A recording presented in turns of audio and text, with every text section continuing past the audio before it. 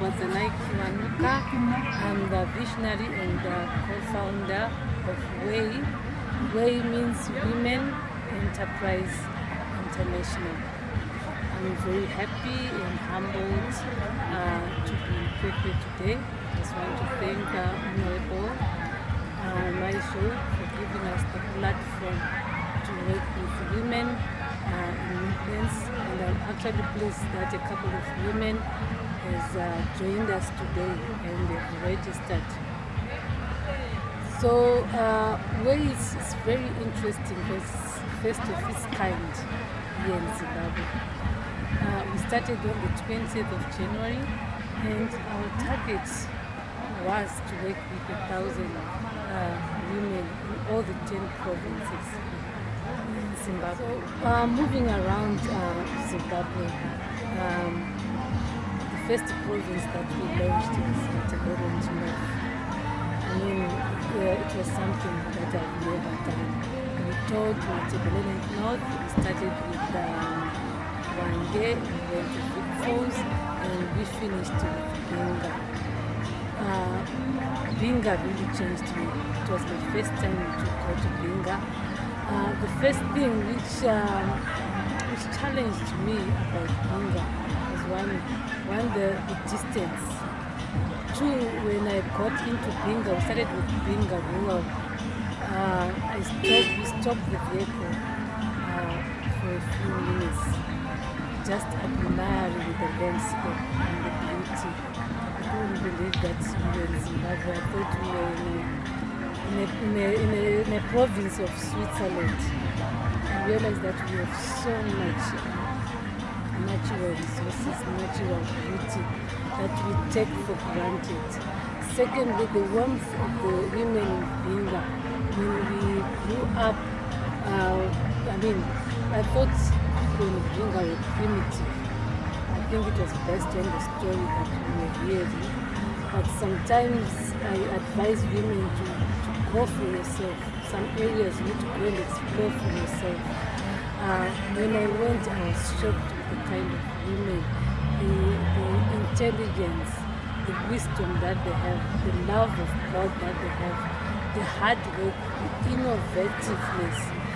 Madzimai anoshanda are very innovative.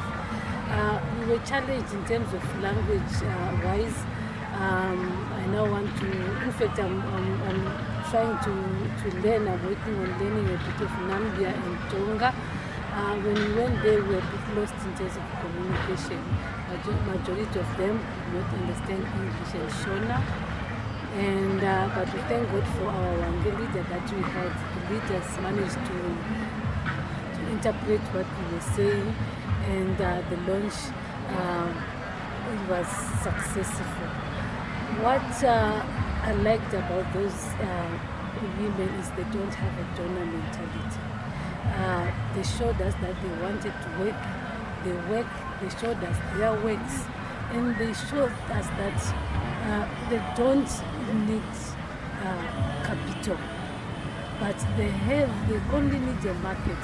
I realize sometimes people get into an area and they see people living in certain conditions, and then they just assume that they don't have anything to offer, and then they just start giving them donations. Yet they were saying, we don't want donations. We are tired. We want to pave our own way. We want to live our life the way we want. We want to be given that chance. Give us a market, mentor us, groom us, show us how we can contribute to our communities and in the rest of Zimbabwe. When we moved to Binga, the leaders there, they welcomed us well.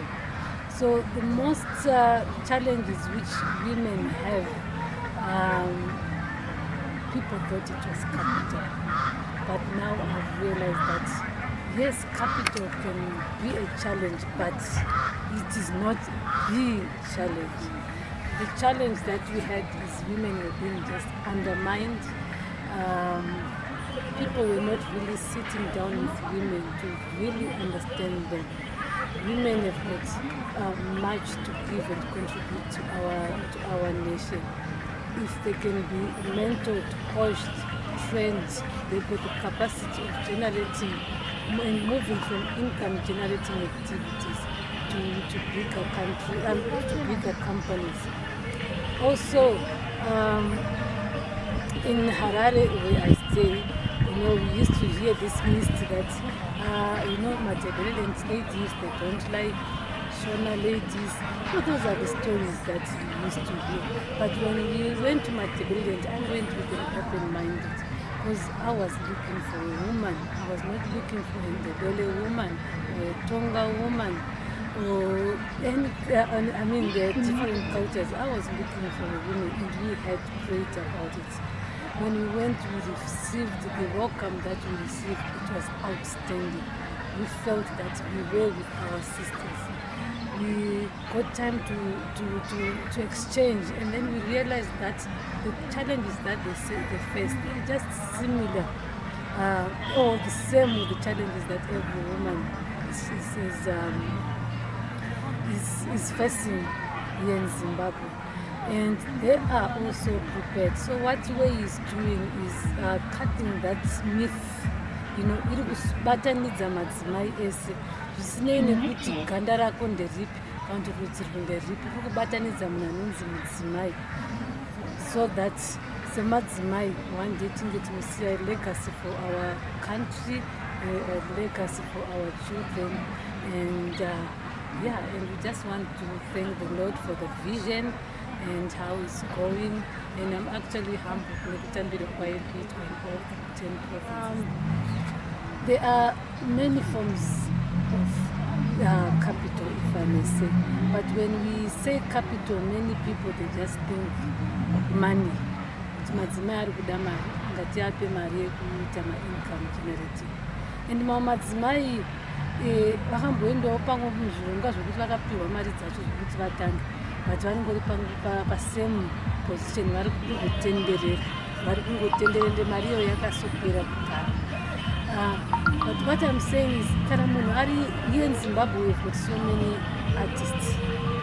If someone is talented in weaving, that person, what they need is just material. And if you go to places like Binga, for example, if you go into the forests, there's so many natural things that they can just pick for free and use their artistic talent that they have and make. So those people now, what they want is just a market. So people who are going there, they are thinking they need money to start the business. No, what they need is market and mentorship and coaching only. So now we have started working with them. If I can tell you, there's not even 1 cent that we have given women in India. But we are now looking for markets for them. Most of them, they don't have phones. Some of them, those who have got phones, they don't have phones that can go on internet, the latest phones that we have. But one thing which they told us, they said, we were happy you shared with us upon the issues of ICT, and we want to be empowered, because now they've realized how ICT can change their world. They are saying, look for markets for us. When you sell our baskets, you can buy phones for us and come give us and teach us more. So you see, hatina kuenda tinovapa mafoni, hatisi kuenda tinovapa mafoni, vari kuzvitengera vega zvinhu zvavari kuita. So this is one of the few examples I can give. When we say income generation, ndotuma project aingoti kona namai vedu kana kuti kuitwa nanamai mudzimba, kuti anenge ane hukuwo dzake 5 kana 50, kana kuti ari kungorima kagarden achingoitawo zvekungoti adyiwo, akaona kuti mari tishoma otenga chikafu mumba kana school fees kugara. But zvinhu zvavari kuita izvi hazvina structure, hazvina kana future, hazvina zvekuti ndichazosiyira mwana, hazvina legacy. So when we are saying now wealth creation, we now want to train them as entrepreneurs, the proper way of structuring. For you to have been, it means wasiya wealth panyika. Unofana kusiya zvinhu zvinenge zviri legal.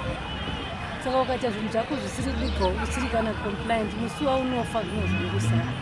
So one, we are training them how to upscale their business, moving them from a project to have an actual company, actual registered company. They are going to be trained how the company is done. We are going to help them to structure their company, help them to acquire the business skills that they want, help them to market their business, help them to build brands, which we are calling legacy brands. Once they do that, and it's now a company, a company is not a one person's person. I mean, we are a one person's business. Once they now have people that they've passed their knowledge, they now have businesses like maybe a supermarket, where you know that you are the supermarket owner, but you can be at home and your manager and the team is running the supermarket in your absence.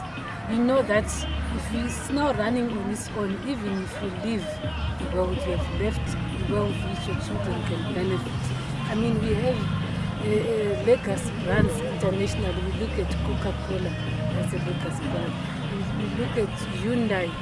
We look at even the fashion industry. We look at the Gucci, the Louis Vuitton. We look even here in Zimbabwe, we've got the Mikos, the TM. Those are legacy brands. Something that can survive even when we are gone. Okay.